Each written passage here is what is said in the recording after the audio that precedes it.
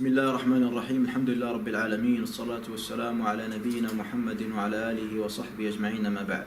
Parmi les difficultés lourdes à porter dans notre quotidien et dont malheureusement beaucoup de nos frères et beaucoup de nos sœurs ont subi ou subissent, c'est les dettes.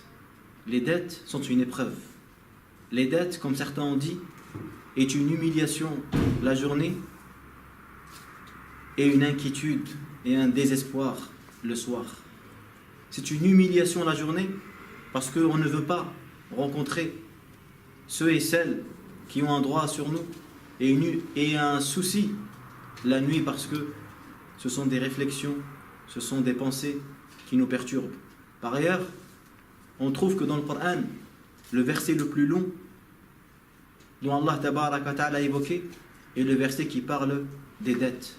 Les savants expliquent cela par le fait que les dettes sont très lourdes à porter dans la conscience du croyant. Nabi alayhi salatu wassalam ne priait pas sur ceux qui mouraient avec des dettes. À chaque fois qu'il se présentait à une prière de janaza, il demandait si ce dernier avait une dette ou pas. Si on lui disait oui, alors il se retirait.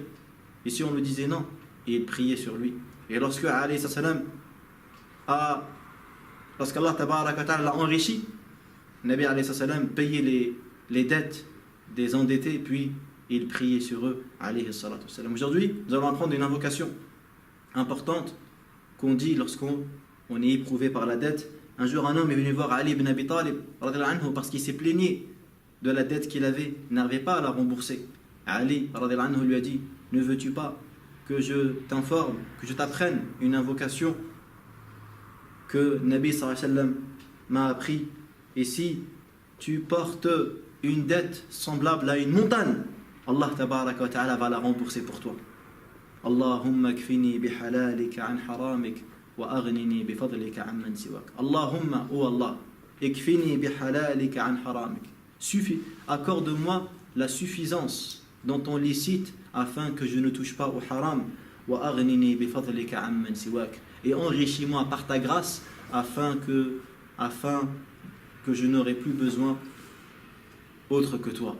نسأل الله عز وجل أن يقضي ديوننا وديونكم وأن يوفقنا وإياكم لما يحب ويرضى. الحمد لله رب العالمين.